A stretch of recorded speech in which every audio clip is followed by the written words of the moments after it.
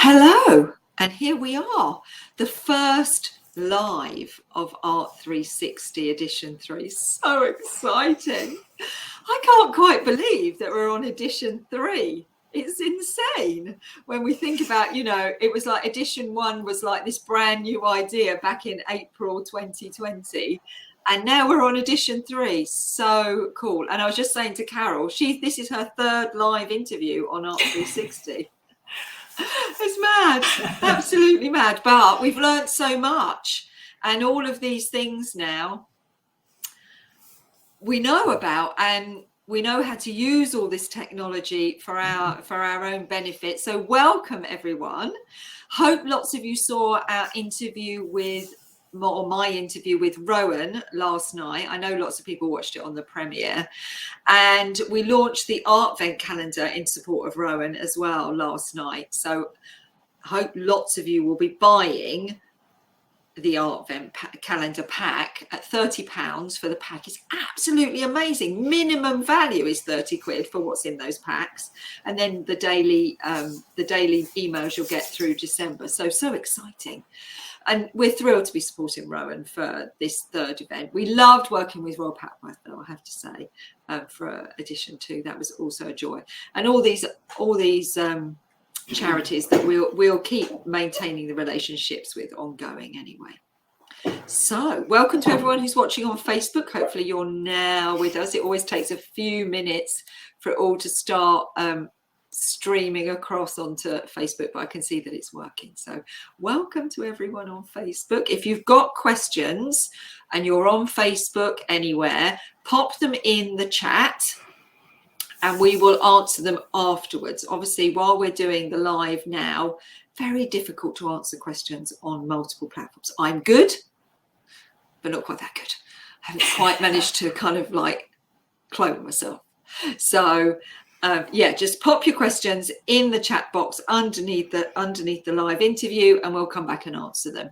Anyone, and I can see there's loads of you watching us here, you've joined us here live on Crowdcast, you can put your questions in this ask a question area at the bottom of the screen.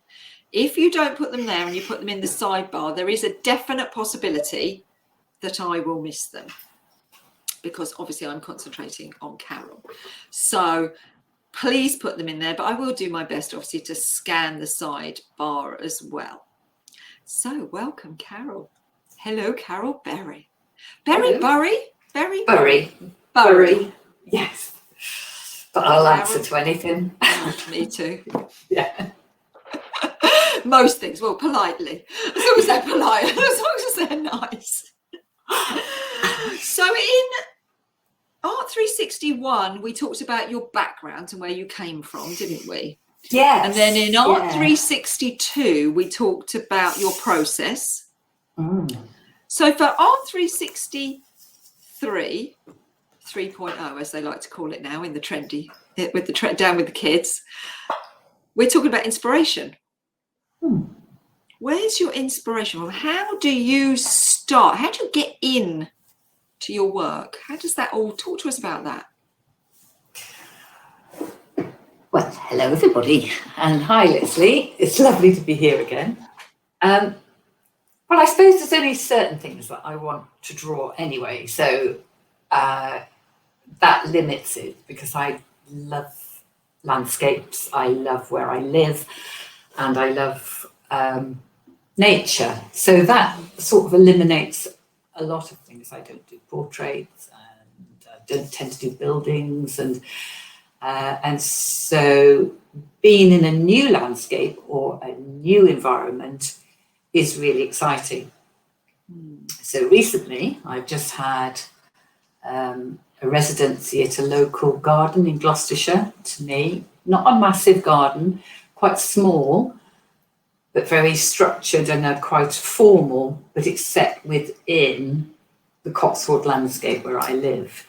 And that just thrilled me to think how I could start getting that down onto paper, or what I was going to do with it. So certainly my environment is one of my big inspirations and one of my muses. So I spent a lot of time on the first couple of days hardly doing anything on paper. I just looked and walked around, tried to work out where the garden designers, it's quite an old garden from the 1700s, and has been recently, in the last sort of 50 odd years, it's been renovated, brought back to life really of what it would have looked like. What was it called? What's it called? It's called the Rococo Garden, which is in Painswick in Gloucestershire. Totally independent. It doesn't receive any, it's a charity, and it's not National Trust or anything like that. So they rely and have struggled, like a lot of these places have struggled during COVID. But they're getting their visitors back in. Like a lot of these places, they've got clientele that will keep going back. And the garden is lovely at all times of year. So you'll get people going for snowdrops in the spring, and then the daffodils, and then there's going to be the summer flowers. And in the 6 weeks I've been there, it was absolutely amazing summer colours. And now, I mean, all the leaves are just flying off. The apple trees, there's some apple orchards there, and they're still retaining their leaves. I was there a couple of days ago, and they've still got their leaves on. So that's really interesting. But there's the woods all around are beech and ash. So the beech leaves at the moment are just flying off. And in this sunshine that we've had as well, in between the rainstorms, it has been really sunny, hasn't it? And they're just like these little golden leaves. It's interesting because you're talking quite a lot about colour, and yet I don't use it. I was going to say, a lot of your work is black and white, so this is intriguing. I know, yeah. And I particularly, I thought, no, I'm not going to use anything other than pencil, because there were so many new things in this garden that I hadn't drawn before. I thought, I don't want too many things to change. I just chose pencil. So I worked in... So I'm going to make the screen full so everyone can see all your lovely... There you are. So, look at you've got more things now. Now you can see more things. We can see everything, yeah. I thought it's really important to give you the full screen. I'm going to take my scarf off as well. But the one here of the copse of trees, the very first drawings that I started doing of those was like that. Oh, look at those. So you were talking about the leaves flying, and you can see quite a lot of dynamic marks on the paper there. Very, yes. So that was a lot of the copses that I've got around where I live. And there's one of those in the Bannatyne. Yes, there is, yes. Hotel at the moment, one of that series of these copses. Yeah. They're lovely. They're different sorts of copses. This one's conifer, but there's also this chestnut, there's sweet chestnut, there's horse chestnut, there's oak, and then beech as well. Really excited. But when I first started at the garden, one of the first ones I was drawing was a pencil one. And wherever you are in that garden, you're framed with the trees. It's a really interesting... You've got so many formal things going on. As I said, there were some orchards, and then there's the vegetable gardens. The vegetable gardens are on quite a steep slope. But then you've got all these trees that are actually framing it, and that really excited me. So it made me start looking at other artists that work with trees. So that was quite easy for me to go back to somebody like Van Gogh, who I love his drawings, really like his drawings. See, he does drawings. He doesn't put colour in his drawings. He uses pen and ink, dip pen and things like that. Those were just sort of looking at just arrangements of part of the garden, the different avenues and vistas that you get. So I looked at how because there's so much detail, and it's easy to think, oh, you've got to put all that detail in. So it was quite interesting looking at him, looking at Hockney, looking at other people that draw trees, but draw them within a landscape, and to see how they manage to make it actually clearer to understand how that space works. And it's actually what you leave out, as we all as artists, we know it is that what we leave out speaks more than what we put in very often. So that was. So do you look at the way they, because your mark making is very distinctive mark making. Do you look closely at the way, when you're doing that research, once you've absorbed the environment and then you've gone back and you start researching historically how other people, do you look at the marks or do you look at the structure? What do you look at? It's everything really, and I suppose it's where my brain is at the time that I'm needing to see how other people have done it. And so it's looking at their sketchbooks, it's looking at their preparatory work, maybe for paintings, it's looking to see their composition. Composition is something that can be forgotten in sketches sometimes because you just want to get stuff down. But actually it does make a difference. It makes a difference with these. This whole series I did of this particular copse, I had the horizon down here, I had it up high, I had them further back. There's one there, but I took away everything except the trees, and that could just float. It could be framed really quite large, or if it was really quite close, it changes it. So even things like that, you start thinking about. And I mean, people like a lot of the Impressionists. I mean, even Monet, when you think about his water lilies, there's still a definite journey that you follow through going through those water lilies. They're not just one big splurge of colour.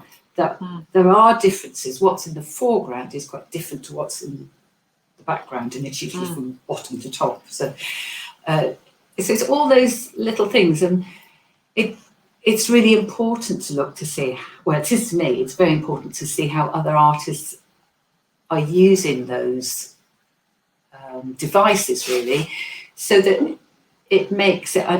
I particularly like the idea when you're in a garden that you are following a pathway. It might be the pathway that the designers have chosen you to go, would like you to go, or it might be that you're a bit contrary and decide to go a different way. So there's never possibly one focal point, and I suppose that's what I was trying to think of when I was starting to. I'll get through my sketchbook actually. When I was trying to think of how I was going to approach this whole body of work, and that was the only, I suppose, the only thing that I did put upon myself. I didn't have any outcome that I wanted from that period of being an artist in residence. I just wanted to get down as much information as possible. And I did work really hard. I probably worked for about 7 hours, 8 hours a day. And by halfway through, I was thinking, why do I do this?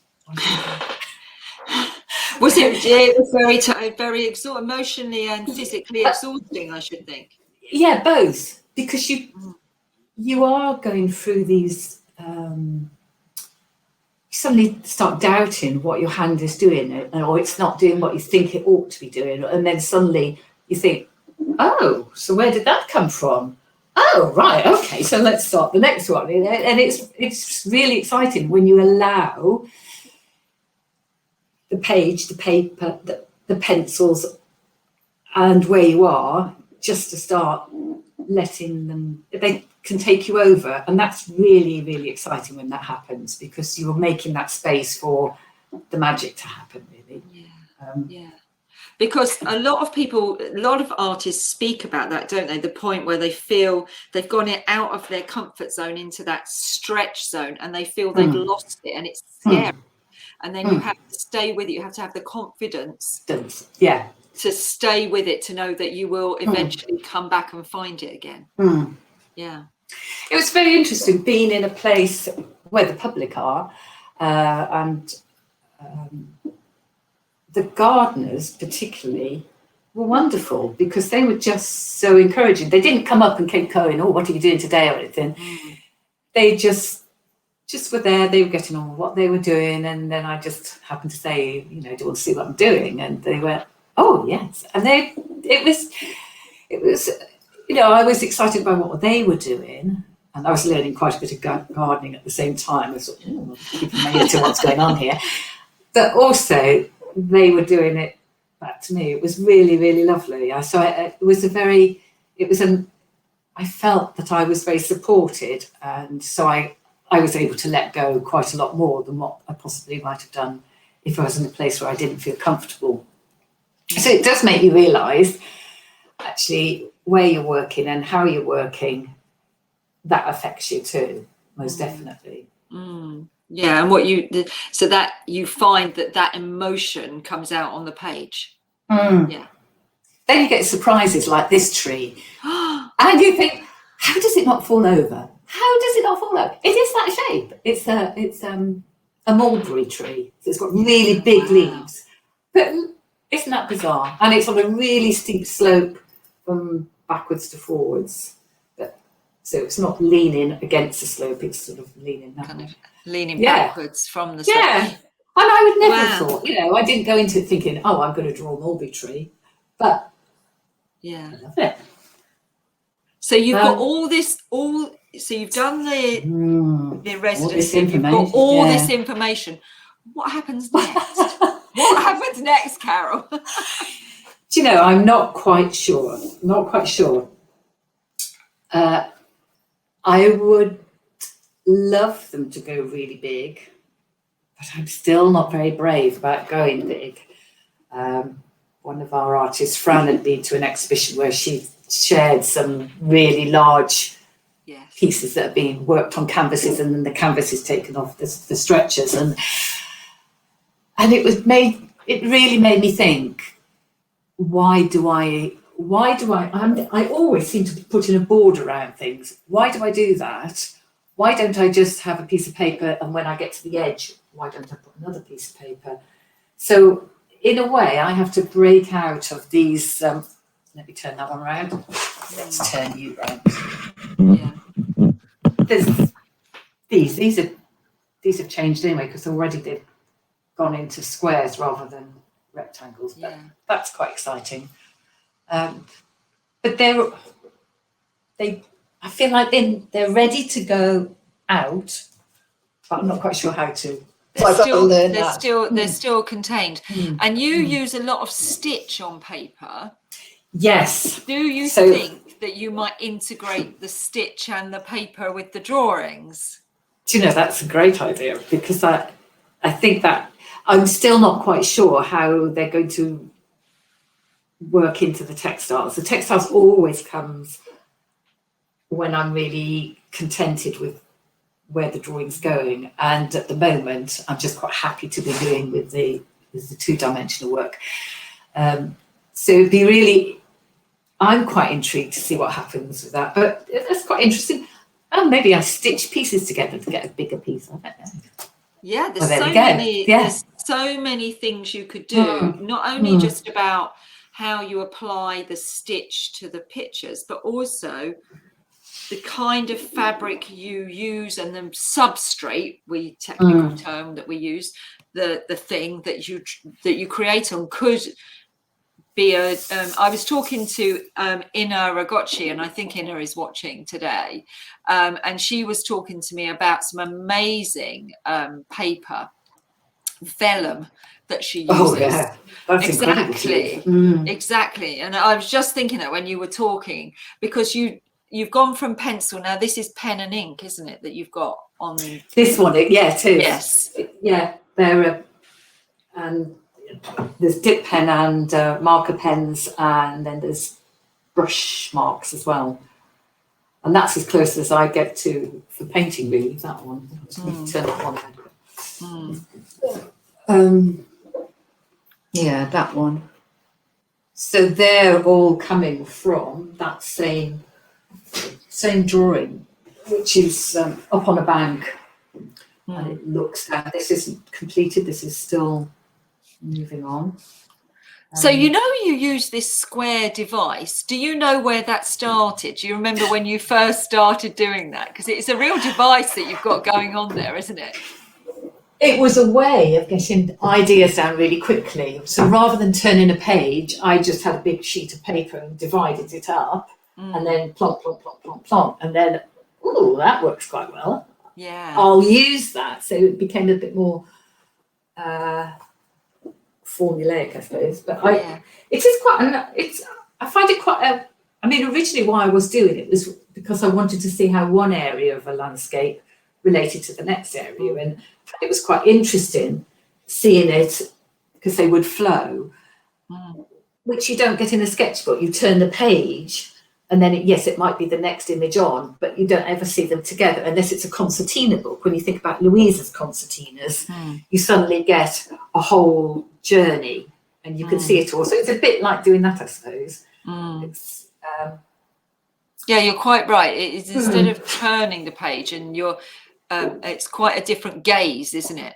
Looking at a sketchbook as opposed to, you did a lot of these with your lockdown walks, didn't you? Yeah, and it was a really interesting way of just getting locked. I'm going to do it. Hang on a second. Should never just pull it off, should we? No, because you could damage it. Yeah. So again, that's the same view. It's that sort of looking down and sorts of vegetable plots and bits and bobs going on. Do you warm up? Do you do warm up? Because your sketching is so dynamic with these very distinctive marks. Do you do warm up sketching before you start? Yeah, because I remember talking about that on the second talk, but I didn't need to for this because I was out straight away, and suddenly when you're working for several hours a day, it just becomes you're already quite warmed natural. up. Yeah, absolutely. Yeah. Because you can see that is intense. So I was just thinking, how do you get your hand and muscle and your, because that's an intense mark making. It is. But it's like when we write, isn't it? One pen will make you write in a slightly different way to another pen. If you use a biro compared to a fountain pen, and some fountain pens make you, but it's always your writing, isn't it? It's just that it might be slightly slanty or slightly smaller or a little bit neater because the pen's made you slow down. So I suppose those marks were always there.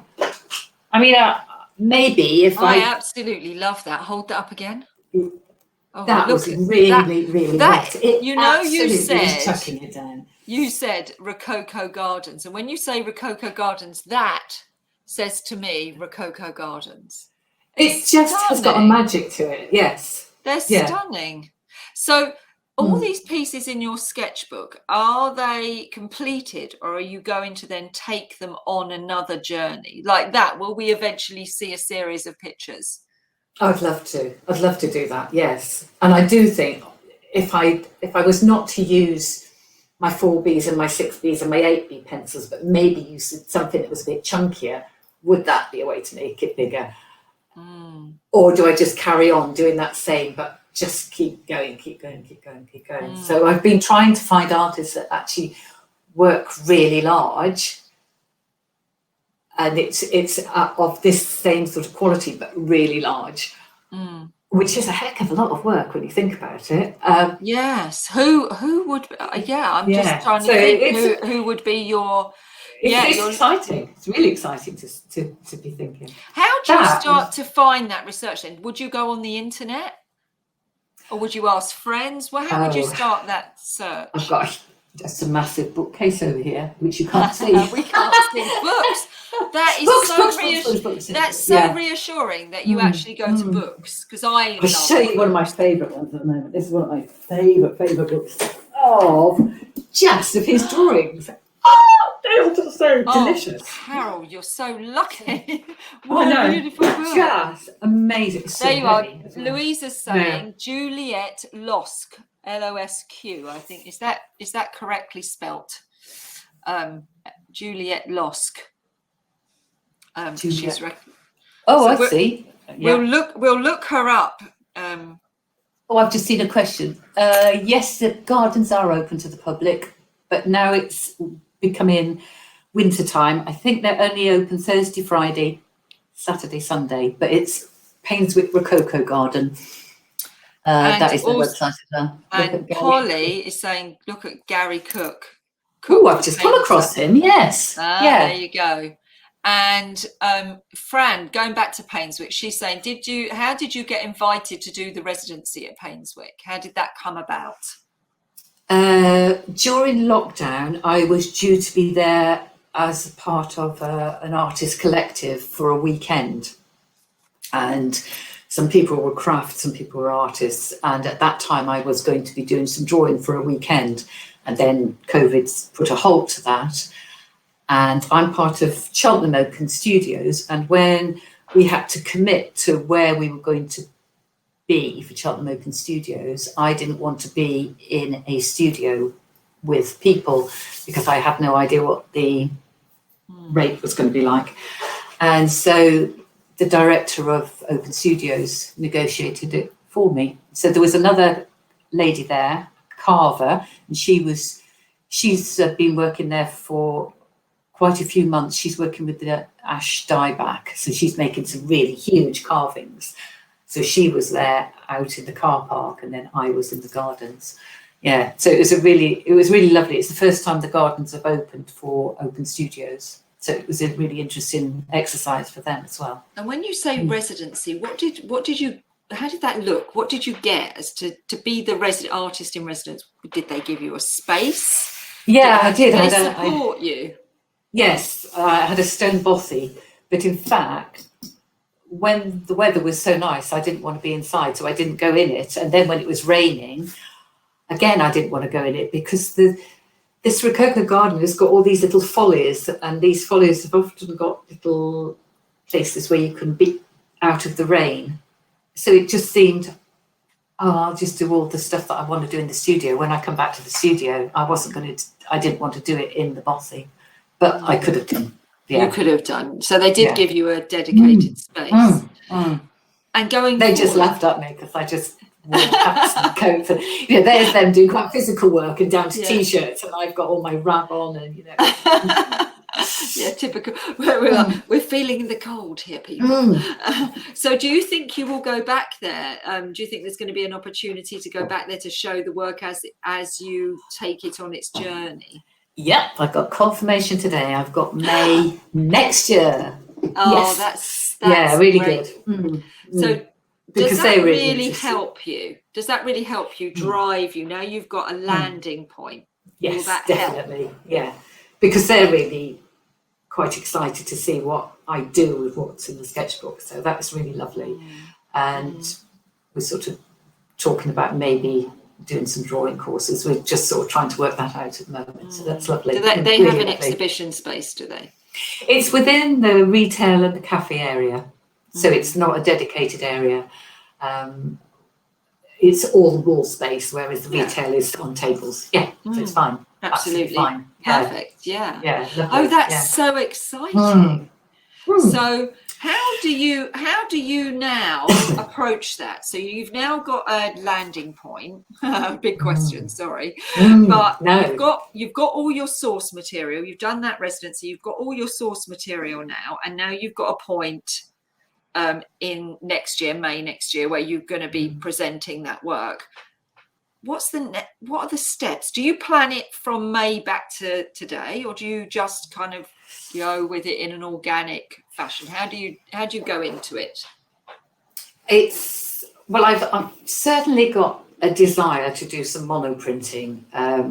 So I've been starting. I've got a jelly plate which I've never used before. So I've been dabbling with that, and I've also got your more traditional big sheet of glass and my oil printing inks. So they will go to monoprints, most definitely. So it's just a question of when and how. So which is good. I've certainly got enough information to be doing that. Yeah. And will you give yourself like intermediate deadlines as you go along, where you say, right, I need to have this much work done by like February and this much work done I by... think that would be a sensible thing to do. And certainly February, we're going to just start looking at maybe some drawing courses. That was sort of like our deadline for doing that, you know, get Christmas and all of the springtime out of the way, and then maybe look at organising that. And just seeing what else comes along. It's actually quite nice because I have worked really hard in the last 6-9 months, and it's quite nice to think I don't need to do it for anybody else at the moment. I can do it for me, and actually let's just shut down and keep myself in the studio, go out drawing again if I want to. And I like it that I haven't got somebody saying, right, I want this and I want that. It's going to be me driving it, so which is fine. It's really good, really exciting. And do you suffer then with procrastination, or will No, you? Are you not really. no, good.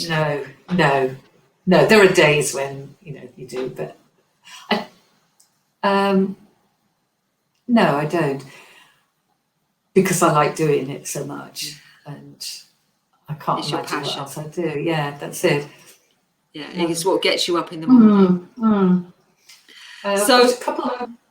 I was going to say, so thinking about that period of time, have you got anything else planned for that time to stimulate you, to keep you going? Following on from, I'm not sure if it was the first talk, and we were talking about residences, and it was Louisa and Layla Garden, Louisa Crispin, both said about the Arts Trust that's down in Cornwall. So I applied for that, and I'm going there in April, down to Cornwall. So that will be completely different. That would be seascapes and those weather trees, that get blown in the sea breezes. So I've got that, and I've got a week up in the Lake District the month before, again, just to go drawing. Off to Pembrokeshire next week. Are these quite solitary, or are they with other groups? No, just taking Ronnie. Just my husband. Now, I was going to say, you need to tell everyone who Ronnie is, because it's my husband. A dog. Who's Ronnie? And he's very happy because he'll just play his guitar and read books and leave me, and he knows what makes me happy. And then, yeah, really, really, really good. Couldn't imagine doing it with anybody else. Yeah, but this place down in Cornwall, Brisson Sphere, they do allow you to have, I think it's up to 4 people, isn't it, Louisa? You can go with another artist, or somebody who's making music, or somebody that's writing. So I can imagine actually Ronnie might start writing. He's already written lots of poems, and so it might be a time for him to have a bit of a away from engineering, so it should be nice for him. Yeah, and I know you both came up recently, didn't you? Because you've got your solo show on at the moment at the Curlew in Bodiam, and you both came up and had lunch and introduced your work there. Yeah, they were lovely. Did he enjoy that experience? We both did. Yeah. It's so relaxing there. You just sort of sit in their lovely comfy chairs after you've eaten. You think, I don't go anywhere now. This is just really nice. It's all warm and cozy, isn't it? Yeah, we're you're coming up again on the 18th of November, aren't you? Because we're going to do an evening there. So everyone who's on our mailing list, watch out, because we'll be announcing that, and there are 24 places. So if you want to come to that, you're going to have to get in quick. Anyone who is doing a good job of looking at the website regularly will see that that's already up. So a few people have already got in and booked their spaces, but there are 24 spaces. So if you want to come to the Curlew and enjoy their gorgeous food and see Carole and see Carole's artwork and a collection of other artists, then do quickly book your place. 18th of November. But yeah, it's nice to do things with your partner. I know Flick and Louisa went with both their husbands down to the Cornwall residency just recently, and Flick's saying there in March she's going with Sue Scullard, who is a woodcut artist. So it's That's quite gonna be nice to good. do Yeah. these things, isn't it, with other people, because you see things with a different gaze. You see things through somebody else's eyes, don't you? Yeah.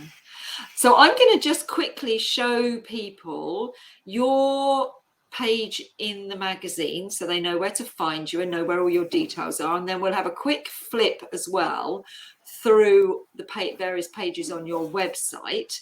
And while I'm doing that, everyone can think about all the questions they want to ask you and pop them in the ask a question area. So let's first of all share the screen with the magazine. So let's find that first.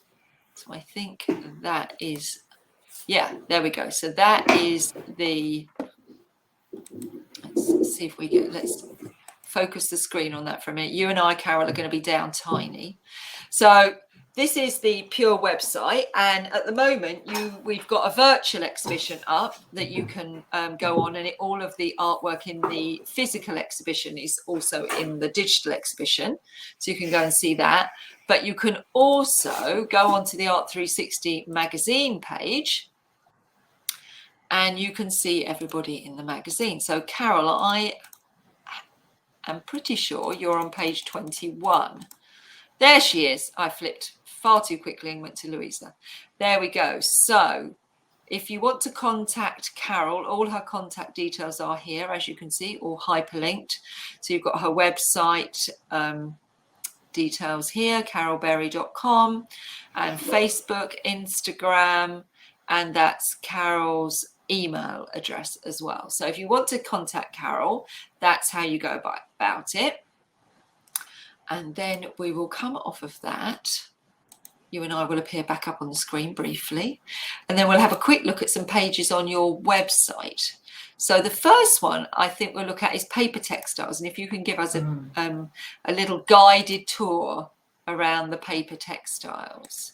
There you go. So oh yes, you've got this piece down at Bannatyne, and this is the paper cutouts. And yes, each one is... it's got some marker pens on it, and then it's gilded on the tips of the feathers, and then each one is sewn on individually, and there's about 180 feathers, paper feathers that are stitched around, but it catches the light. It's a lovely photograph, that, because it does catch the light in a really lovely way. And gold is so beautiful because sometimes it can look really sparkly, and then other times it can look almost black. It's got a life of its own depending on the light that falls on it. But they're box framed.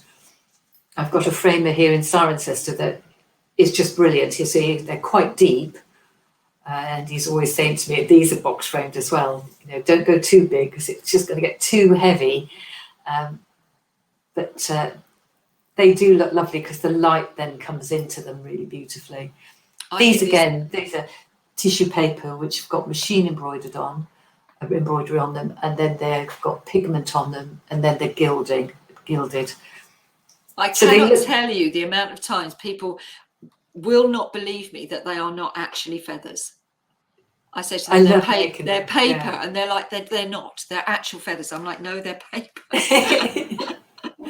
And so they stay in that position because once I put the pigment on them, I also then put a shellac varnish on them, and when they dry, I put them in a shape, and they stay in that shape that they dry in, and then I put the gold leaf on, and so they won't change. You can actually see one here, can't you? I've got one behind me on here. They are exquisite, but how do you get to that from your drawing practice to the feathers and the stitch? How does that transition? Well, they came from loads and loads of drawings that I did about swans, about birds, and then it sort of specialised into the Buick swan. And the Buick swans come back to this area of Gloucestershire every year from Siberia, and these were seabirds. Those ones that's a textile as well. And once I find a theme that works with the textile, it's quite easy to be carrying on with those, because I find I can't draw all the time. You do get a bit of a block, so to be able to have something else that I can do is just great. But I can't do that for a long time because it makes your neck hurt. It was quite intense on the sewing machine working with these. But I like the drawings have got such a freedom to them. These have got a freedom in a different sort of way. I quite like the preciseness. Then I've got to be really clean when I'm doing these, whereas it doesn't matter when I'm doing the drawings. I can, it doesn't matter if my fingers get dirty or whatever. Whereas these, I have to be absolutely pristine. And I like having an area of the studio that is really clean. There's no charcoal dust. There's no pencil sharpenings or anything. And so I'll go through periods of being very clean and then very messy. And I think that's artists generally. I think we do have quite there are different sides to us. And I don't like being put in a box of one or the other. I think that's quite funny when you say, I don't like to be put in a box, but you do like to put things in a box. In a box. Put them in a box, but not me in a box. Yeah, don't put Carole in a box, but she does like to put things in a box. And then the other thing that I think I've got on here, I'm just look at the circular walk ones is what I thought would be really nice for you to talk to us about. There you are, the circular walk. Talk to us about those images. Yeah, so I mean, like in lockdown, like all of us, we were all going for long walks and doing the same walk. But this particular area, just where the fields have been ploughed, I drew and drew and drew and drew this, and it was pages and pages of drawings before this one happened, and again with this one the horizon kept changing, where I kept putting the horizon, and then this seemed to be the most dramatic, and it just seemed to work. It just seemed right, but it's having to get it's doing all those drawings where it almost looks like a photograph, if you can imagine. If you know what I mean, it's getting rid of all that, and it's then speaking what it says, and it's quite recognisable now. You'd walk around there and go, "Oh, yeah, that's Carole's drawing," but it's not. It's not the place. Do you know what I mean? It's the essence of it, isn't it? It's the essence of the place, which is what you've captured there. So if people are interested in purchasing your work, obviously they can go to the Pure website, and we've got everything that's at Ballantyne's and in the solo exhibition. But you've also got a page on your website, haven't you? Which I mean, even that one is linked. If you go back to it, Lesley. At the bottom where it's got the title, you click on that and it goes straight to your shop. Has it? So that goes to, so anything that's in the Pure shop will link back to the Pure shop. But you've got your own gallery here, haven't you, that people can purchase from as well? Or are these all linked? They're pretty well linked to you. Most of them are linked to you, actually. Yeah. This is great then. What great news! That one with the double ring, that one goes to Nature and Art, because that's down at Nature and Art, and the exhibition opens next week. So that one, that links we've to got them. this. We've got this beautiful one. And actually, you were just showing me before we came on air some new ones of that. Do you want to show us? They're really dinky. So the one that Leslie's just shown you on the website is probably about that sort of diameter. Whereas these are only about, I don't know, I work in inches in my head like this. I suppose that's about 4 inches. What's that? 15 centimetres, is it? Don't ask me. I work in inches too. I don't know. It's that size. It's that size. Look, it's about the size of a hand. So these are the ones that I've been monoprinting. So that this one's still really wet because it's an oil. So I've been monoprinting these. So they're covered with the printing ink and then placed on paper really carefully. There was that one with the double ring. Look at that. So that and you've been selling those as part of an event, haven't you? Yeah, it's one of many postcards. It's an initiative set up by John Pedder, who is a printmaker.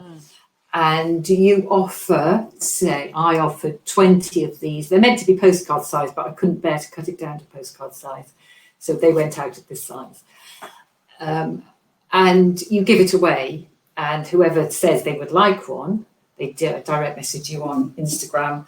say, yes, please, can I have one? And they will donate. They'll give whatever they want to. They might give £20 to the food bank, or they might give £5 to a local charity. They can give what they like.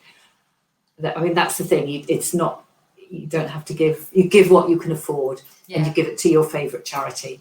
So, so I was very cross, I said to Carole, because I saw it just as they'd all gone. I was very, very I shall send you one, and you can make a donation. Yeah. Well, we're doing massive donation right now to Rowan. So everything will be going to Rowan. That's the original little for that one. Yeah. So that one, I'm just starting to gild it. Just started to gild it this afternoon. You can just see, and then the actual block itself will be put in a box. It will be box framed. Yeah. That's beautiful. And you've got another one behind you on the desk, haven't you, that you've been working on? So once they start getting coloured, and I use oil pigment, and then it's varnished. And once it's varnished, I can then start gilding it. So this has had one lot. And we caught the light on it earlier, didn't we? Yeah. We were looking at. Yeah. Ooh, very Christmassy. Yes. So they will be into a frame. I've just ordered the frames, some nice box frames that have got non-reflective glass in them. They are about 9 inches square, I think. So it's a little bit smaller than this piece of paper, but they're going to look really beautiful. So what Vincent's saying is if it's 6 inches, it's 15 centimetres, and if it's 4 inches, it's 10 centimetres. We can always rely on Vincent. Thank you, Vincent. This is 10 centimetres. 10 centimetres. Thank you. We needed someone with a tape measure. Oh, they're amazing. So they're really light. They're going into box frames, and then they will be ready for sale. Yes, they will be. Yes. So I'm not quite sure where. Watch out! Watch Instagram. Watch out! Yes. Watch Instagram. Yeah. But you have to be watching Instagram. I know. Because otherwise you'll miss out, like I did.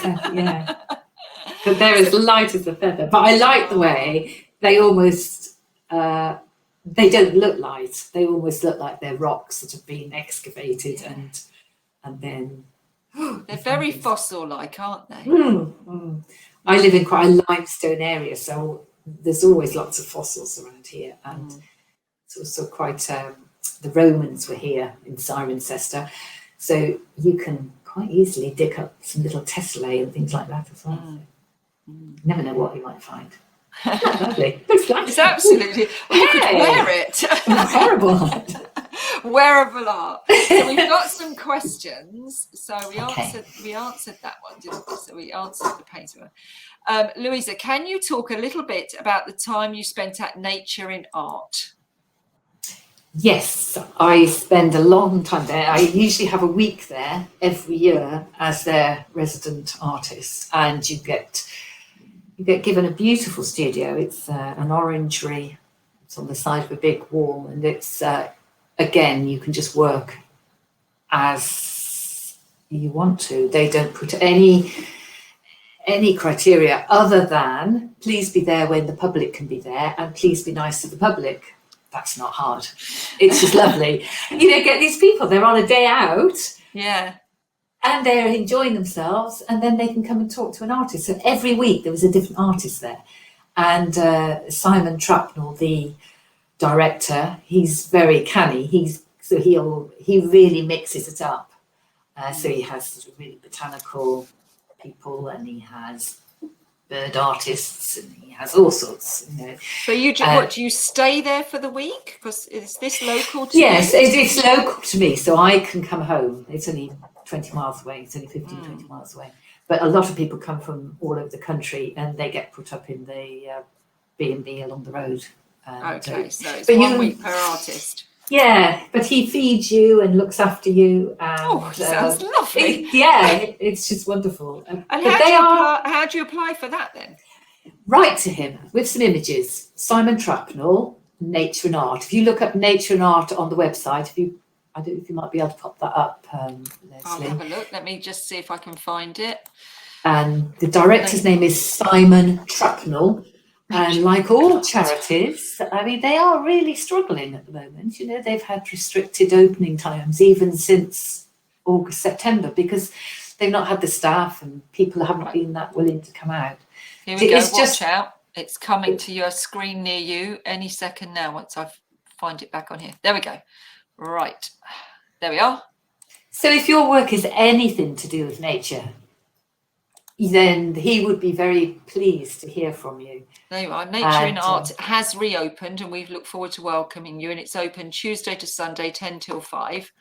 And the postcode is GL29PG. So as PG, you say, that's in your area, isn't it? Yeah. Gloucestershire area. And if you write to him, say, I've been listening to Carole Bury and she says I must get in touch with you. So there you go. Drop my name in as well, because he likes to hear me telling people about it. So Natasha was the lady that was also at the Rococo Garden. So she's been doing a huge sculpture, again, of a tree that they had to fell at Nature and Art. She's been carving that into a refugee figure, which has gone down to Gloucester Cathedral, and it's doing its rounds, and then it will come back to Nature and Art after a while. There you are. That's lovely, isn't it? You've got some really lovely images here of people doing their thing. Really interesting place. Yeah, really interesting, fascinating. You can see the glass house, I think, in this one, can't you? There you are. So this is the glass house you're talking about. Yes. So it's got a hanging system, and it's yours for the week. You can do exactly what you like in it. You can stay as late or go in as early. With nice gardens, good car park. That's always essential.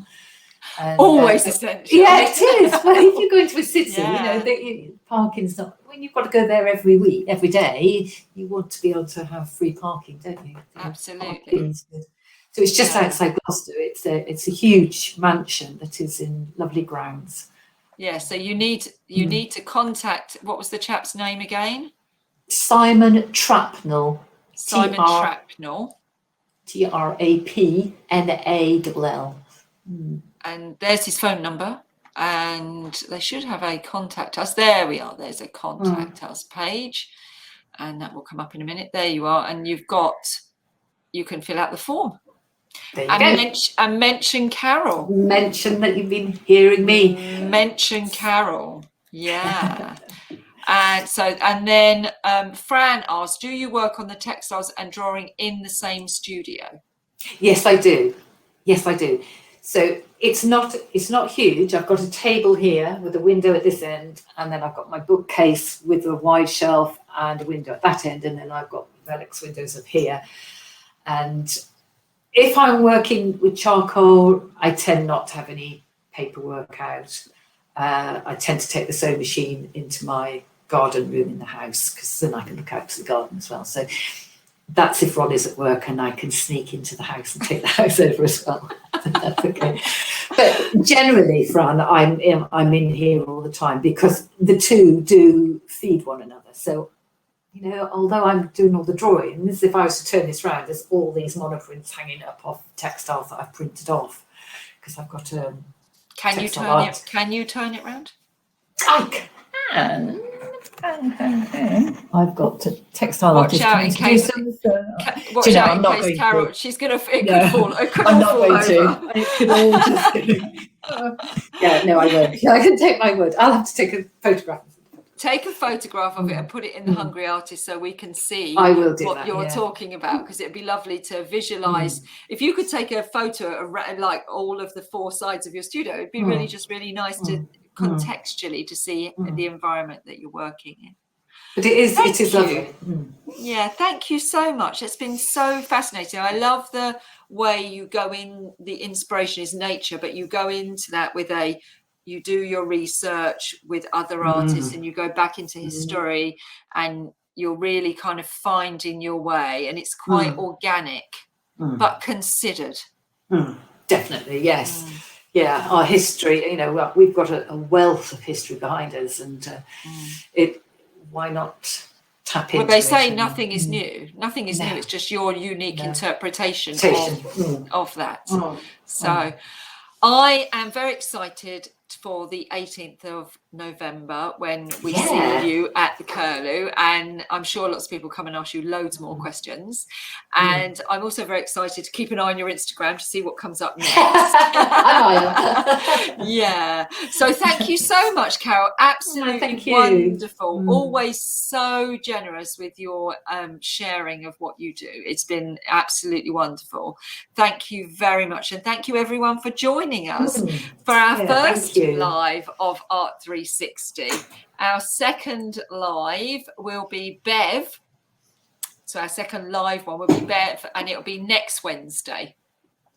So we look forward to seeing everyone next Wednesday for that. But this first one, thank you for being the first one. And I know that you're going away, aren't you? So you're not going to be with us on Sunday. No, that's right. We're going off to Pembrokeshire, to a tiny little National Trust cottage right on the coast, miles from anywhere. No Wi-Fi, no mobile. Oh, what a dream. I know. Lovely. Anyone who knows me, and we were talking again, we chatted briefly about this just before we came on air, about congruent, and also it's really important to have time away from social media and tech. Really important for our health and our mental health and our well-being. So well done, and have a lovely time. Thank you for being the first one. Thank you very much for number 3, and we will see everyone next Wednesday. But in the meantime, you've got lots of premieres to watch out for, so watch out for those on our YouTube channel. But yeah, we'll be with Bev next Wednesday live again. Excellent. All right, you take care, have a lovely break. Thank you, everybody. I'll see you soon. All right, take care. Bye for now.